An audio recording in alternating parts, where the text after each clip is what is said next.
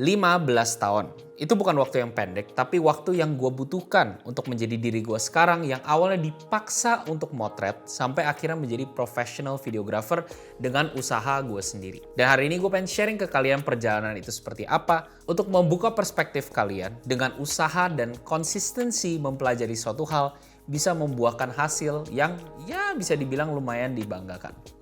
Let's break it down.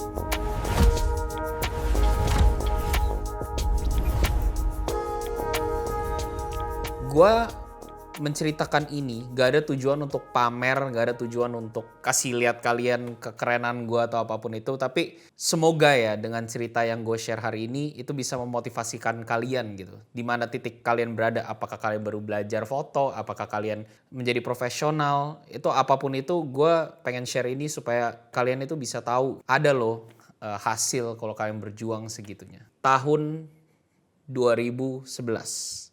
2011 itu adalah fase beginning gue. Pertama kali gue megang kamera ya. Itu kalau nggak salah gue umur 13 atau 12 tahun, sekitar segituan lah. Gue pertama kali dikasih kamera tuh Canon 550D.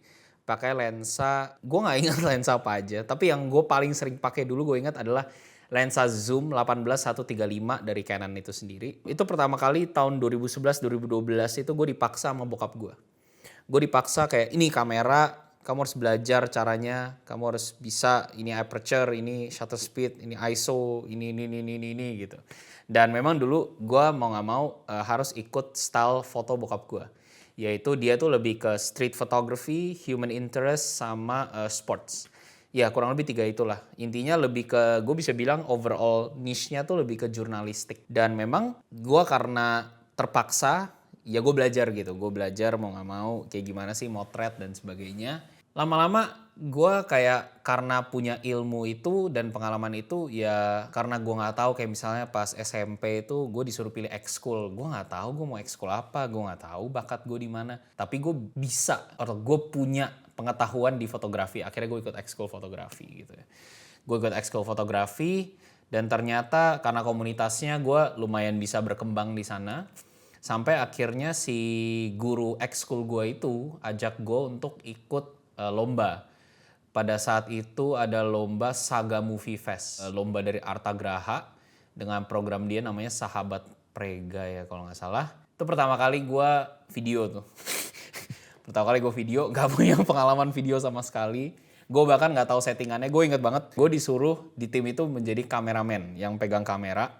Tapi gue gak paham settingan video. Jadi gue cuma menggunakan ilmu komposisi gue yang gue dapat dari foto. Tiap kali take, guru gue yang akan atur settingannya, bukan gue. Gue cuma pencet rekam aja. Jadi gue dikasih ke kamera, dibalikin, gue ambil kompo, cetek gitu. Gue didirect hampir 100%. Dan itu kita bikin semacam film pendek tentang semangat menabung ya waktu itu.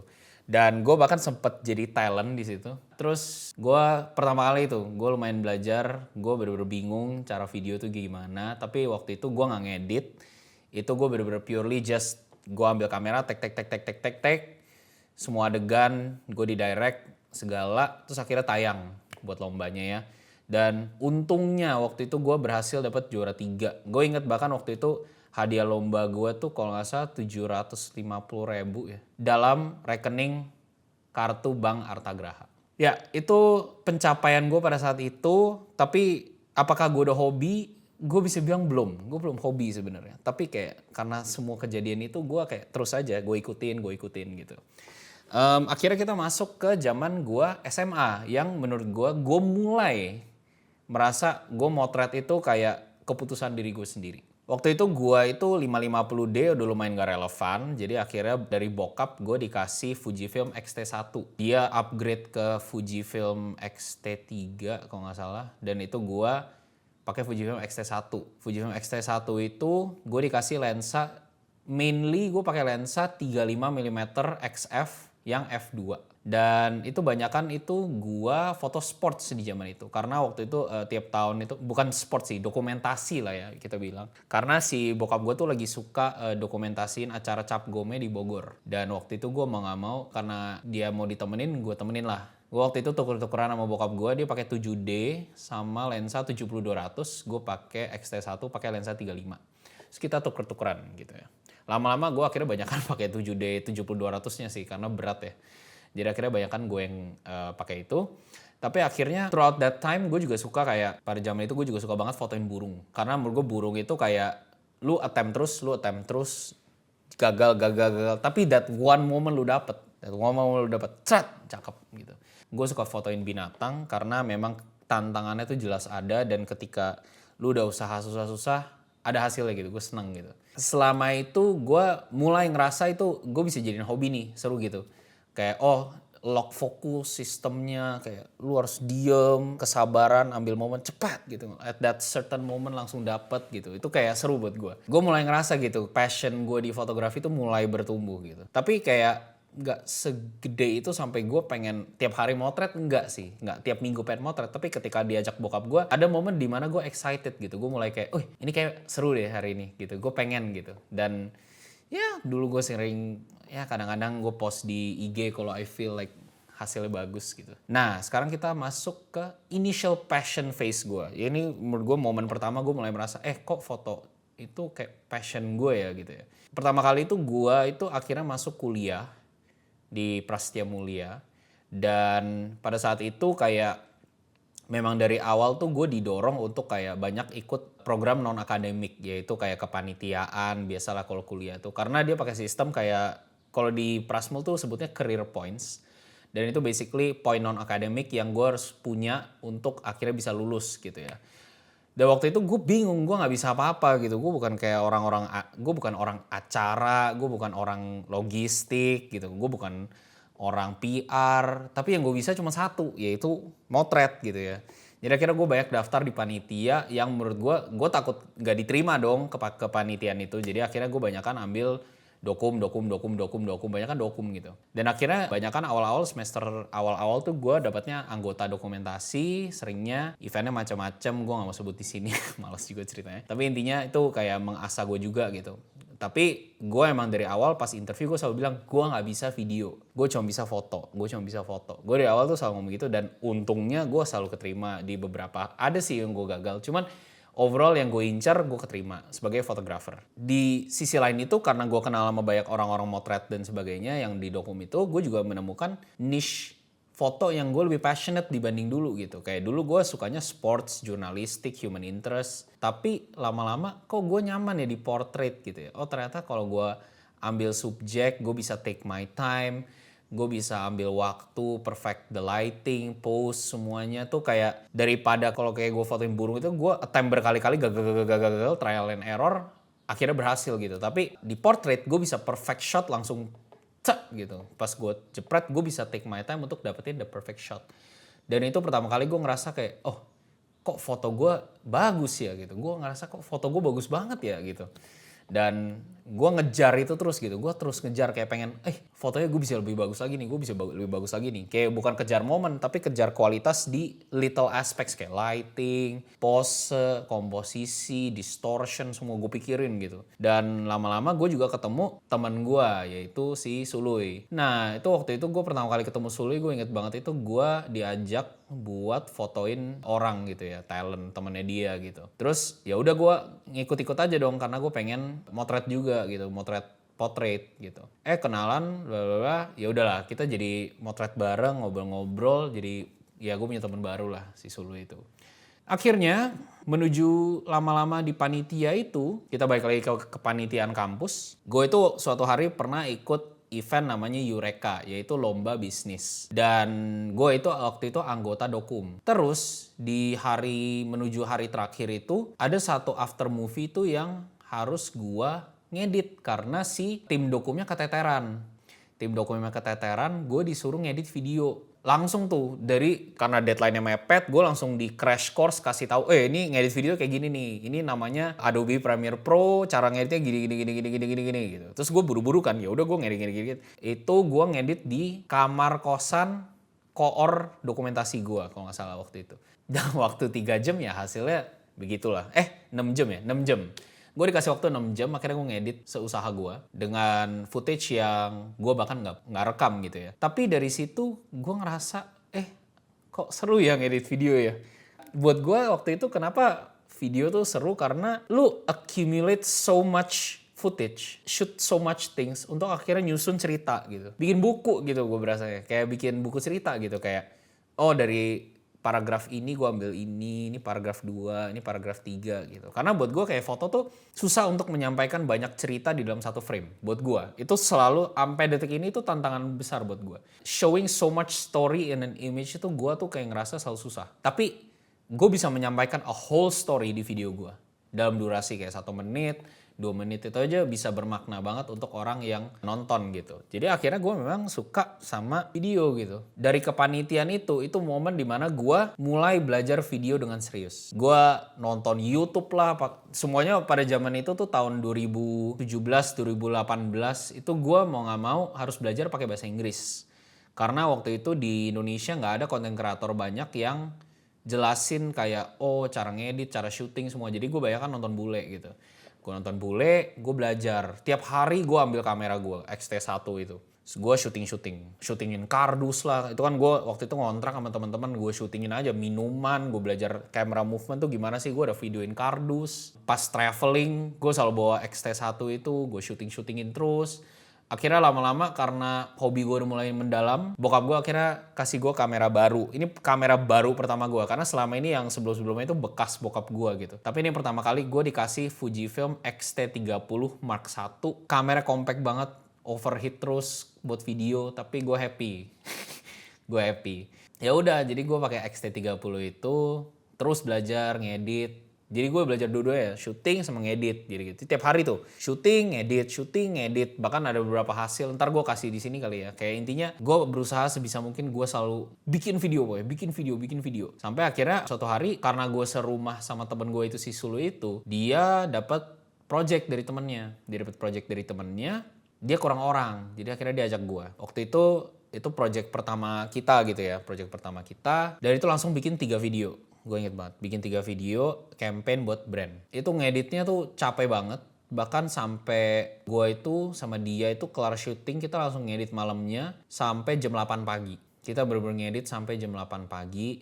Itu mulai dari jam 9, terus bener-bener capek sampai makan dulu, ngedit, begadang gitu kan. Dan akhirnya gue ngerasa workflow sama dia tuh enak gitu kerjanya gitu. Dan akhirnya suatu hari di 2019 karena kita sering freelancean bareng, dari start di situ kita akhirnya memutuskan untuk bikin PH bareng gitu, production house. Gue lebih fokus ke foto, dia lebih handle di sisi videonya gitu.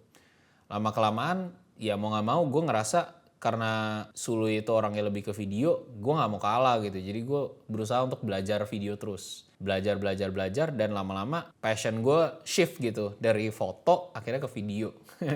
Gue gak pernah ninggalin foto sih specifically. Cuman prioritas gue waktu itu belajarnya lebih ke video aja gitu. Karena foto gue udah punya pengalaman bertahun-tahun. Akhirnya menuju ke semester 6, 7 dan sebagainya itu, akhir-akhir kuliah gue, kena COVID kan. Fase COVID itu gue bener-bener kayak parah lah, kayak nggak bisa motret, nggak bisa keluar, nggak bisa apa-apa. Bahkan ya PH gue bener-bener kayak berjalan iseng-iseng kan, waktu itu kan sambil kuliah. Jadi memang kita nggak bisa fokusin 100% gitu. Tapi dengan adanya kondisi seperti ini, semakin gue nggak bisa syuting gitu.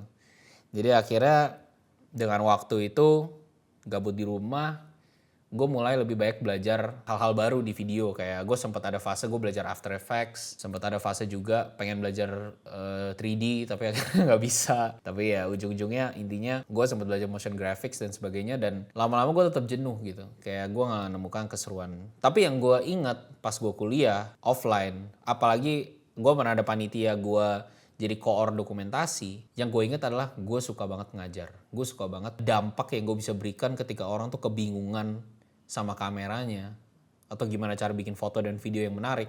Gue bisa jelasin gitu. Gue bahkan sempat ada satu sebelum hari syuting itu gue undang tim gue ke kontrakan rumah itu, terus gue bikin kayak PPT singkat untuk jelasin gimana caranya bikin video dan foto yang bagus gitu. Dan akhirnya gue keinget ke momen itu dan gue jadi pengen kok gue seneng ya ngajar ya. Dan waktu itu memang gue akhirnya memutuskan untuk jadi content creator. Gue mulai konten di TikTok waktu itu awal-awal. Purely karena tujuan gue dulu itu pada tahun 2021 itu gue mulai konten itu gue berasa betapa susahnya orang bisa dapat insight yang berharga dalam bahasa Indonesia terkait itu. Dan akhirnya gue memutuskan itu karena purely gue gak mau orang harus ngalamin kesalahan-kesalahan yang gue alamin, dan kalian tuh bisa lebih memahami video dengan cara yang lebih mudah gitu, dan foto gitu ya. Terus gue ngonten.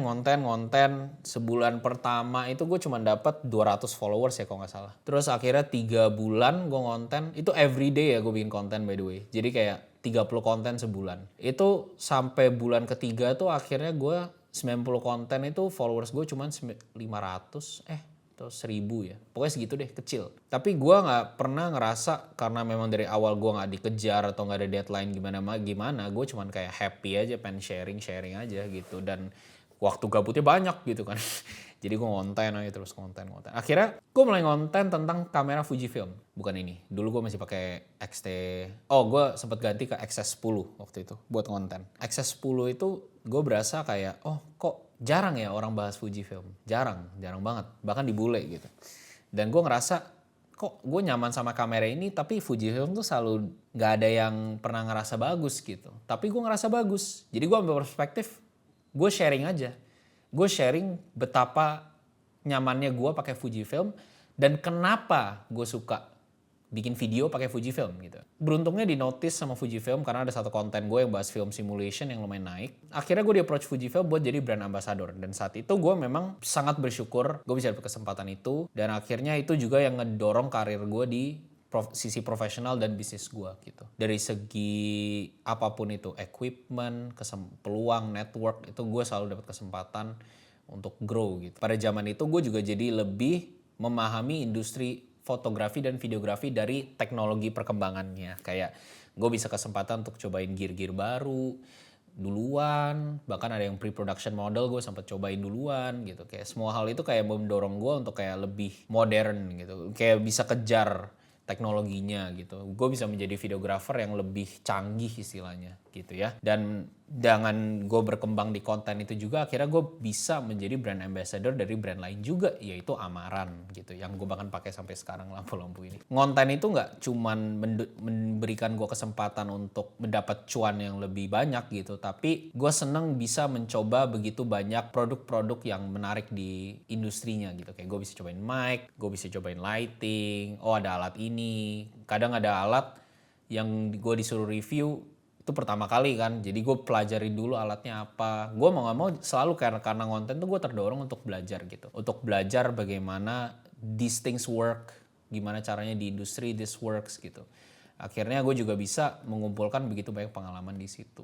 Khususnya di tahun sejak gue konten itu sampai sekarang, begitu banyak pengalaman. Gue pernah bikin campaign. Waktu itu katanya cuma ada 2 kreator yang menjadi representasi Indonesia untuk global campaign dari Fujifilm XS20, dan gue beruntung untuk bisa menjadi salah satu dari itu. Akhirnya gue bisa promote XS20 in my creative visual storytelling. Bener-bener itu konsepnya full dari gua. Gue juga dapat kesempatan untuk jadi dosen, sempat jadi dosen tamu ya kita bisa bilang untuk 1 semester gua di Surabaya. Gue ada kesempatan untuk ngajarin anak-anak kuliah masak gimana caranya mereka bisa fotoin makanan mereka dengan bagus gitu ya. Dan itu pengalaman yang happy buat gue. Kayak throughout this journey apakah gue ngerasa gue udah succeed? Enggak sih, gue masih jauh dari kata sukses. Tapi setiap tahun, setiap kesempatan baru yang gue dapet tuh gue selalu bersyukur gitu. Kayak betapa gue itu dari bener-bener awal itu susah banget motret gitu. Susah motret, akhirnya bisa cinta sama motret. Akhirnya gue bisa pivot ke video. Gue bisa akhirnya cobain ngedit video, bikin video. Terus kayak semakin tahun tuh kayak dengan, gue kan di komersil banyak kan ya, kayak ketika brand itu tantang gue dengan konsep mereka tuh gue selalu terdorong gitu. Kayak ayo kita bikin gitu, ayo kita. Kayak gue lihat, lighting setupnya susah ya, tapi kayak kok seru gitu. Gue pengen bisa gitu, gue selalu pengen bisa gitu. Dan every year itu kayak pertumbuhan itu membuat gue kayak ngerasa gak cuman dari segi passionnya, tapi kayak dari segi karir gue merasa gue sebagai manusia tuh lebih fulfilled gitu. Kayak banyak pencapaian kecil-kecil ini yang membuat gue semakin bersyukur. Kalau coba dulu bokap gue tuh nggak paksain gue foto gitu misalnya. Kayak semua kejadian yang gue alamin tiap tahun itu dari awal 2011 itu sampai detik ini gue berasa kayak nggak nyesel gitu. Memang ada waktu-waktunya, ada fase-fasenya dan ya that's the story of how my career itu bisa sampai titik sekarang gitu. Dan memang gue berharap dengan gue share ini kalian bisa melihat perjalanan kalian ke depan. Karena memang buat gua, apalagi kalau kita masuk ke karir yang berhubungan dengan teknologi, kita nggak bisa diem-diem aja. Gearnya akan semakin canggih gitu. Gearnya semakin canggih. Dengan adanya AI juga kita harus lebih kreatif gitu dalam mengambil gambar, mengambil video, konsep. Konsep is king sekarang. Kayak gimana caranya kalian bisa lebih kreatif ketika menemukan ide. Gimana caranya kita bisa lebih inovatif dalam cara kita mengambil gambar. Itu semua hal yang menurut gue mendorong kita untuk gak diem-diem aja gitu. Dan gue suka gak diem-diem aja. It's fun. Hopefully kalian yang lagi beginner, baru mulai motret, mungkin ini hobi, mungkin ini sebuah kesempatan karir yang mungkin kalian mau ambil ke depannya. Gue cuman mau bilang semangat terus gali informasi sebaik mungkin, jangan patah hati ketika mengalami fase-fase down-downnya, karena gue pun banyak mengalami. Kadang sepi job itu wajar, yang penting gimana caranya kita gak diem-diem aja, kita selalu mencari solusi yang terbaik untuk mendorong impian kita, untuk kita bikin video untuk brand, untuk kita bikin foto untuk brand, kayak misalnya itu goal gue. Mungkin jalur kalian di wedding, mungkin jalur kalian konten, apapun itu, gue berharap dengan gue sharing ini kalian bisa merasakan perjuangan kalian itu dialamin oleh semua orang. Dan hopefully di masa depan nanti ketika video ini nggak tahu udah berumur berapa, kalian bisa ingat kalau kita sudah berjuang bareng-bareng dari awal tahun 2026 ini. So for you guys that are watching this video, thank you so much for watching. Jangan lupa untuk like dan subscribe, dan hopefully konten-konten gue ke depannya di YouTube ini bisa menjadi insightful buat kalian. Bye!